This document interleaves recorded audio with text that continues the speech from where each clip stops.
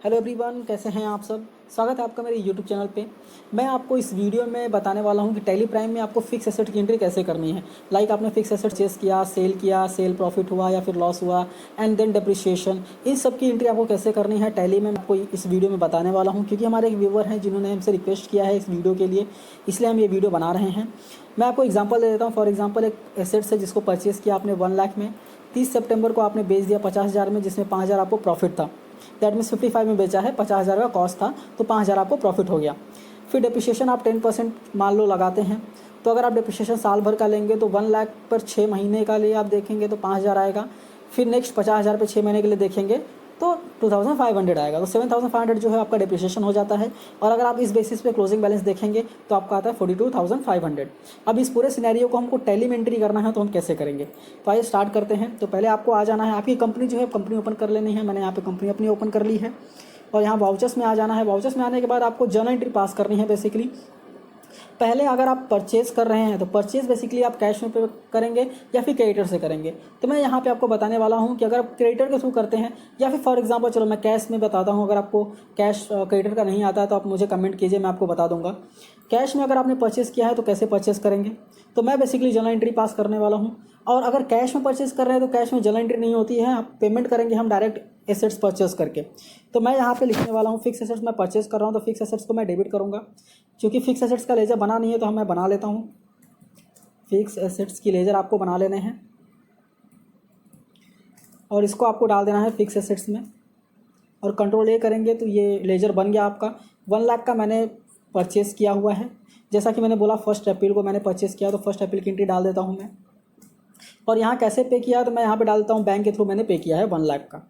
और यहाँ पे आप जो भी इंस्ट्रूमेंट्स के डिटेल्स डालना चाहते हैं आप डाल सकते हैं। ये मैंने परचेज़ की एंट्री कर दी। उसके बाद हमारा क्या था कि हमने 30 सितंबर को हमने सेल किया है 50,000 का। अभी सेल किया है कितने का, 55,000 का सेल किया है, 50,000 का हमारा कॉस्ट था। तो मैं यहाँ पे प्रॉफिट भी बुक करूँगा। ओके, तो कैसे बुक करना है मैं आपको बता देता हूँ। अभी आप सेल करेंगे तो आपको रिसिप्ट होगा, तो F6 होगा। अभी F6 कर दिया आपने, आप रिसिप्ट कर रहे हैं। ओके, किसके बेसिस पे रिसिप्ट करें, तो फिक्स एसेट्स का।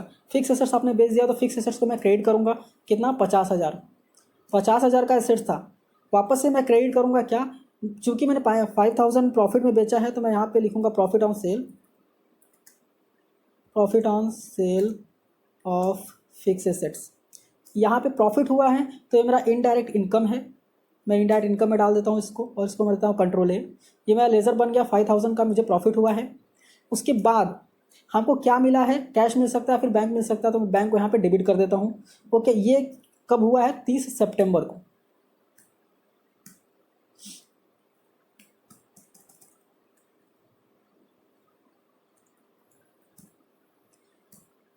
ये मैं सितंबर को एंट्री कर देता हूँ यहाँ पे, चूँकि 30 सितंबर एजुकेशन मोड पे मैं यहाँ पे आपको बता रहा हूँ। 30 सितंबर एक्सेप्ट नहीं कर रहा है, मैं देख लूँगा बाद में क्यों नहीं एक्सेप्ट कर रहा है। तो आप अगर ओरिजिनल लाइसेंस वाला यूज़ कर रहे हैं तो आप 30 सितंबर यहाँ पे डाल सकते हैं। उसके बाद यहाँ पे कर देना है एंटर। एंटर करने के बाद मेरी 2 एंट्री हो गई, परचेज की एंट्री हो गई, सेल की एंट्री हो गई। उसके बाद अभी हम मुझे करना है डिप्रिशिएशन। डिप्रिशिएशन कितना है, 7,500, और ये आएगा एज ऑन 31 मार्च। तो मैं यहाँ पे कर देता हूँ 31 मार्च।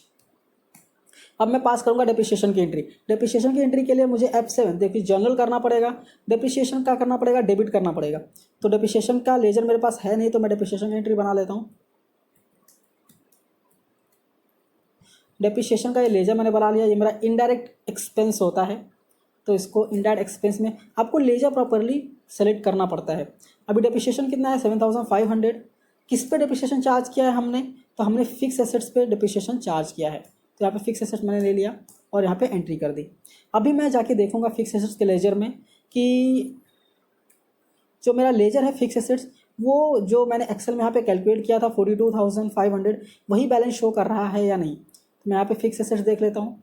अभी आपको लेजर देखना हो तो कैसे देखना है, तो आपको display, accounts book and L ledger में आपको आ जाना है। यहाँ पे फिक्स एसेट्स पे मैं ओपन कर देता हूँ।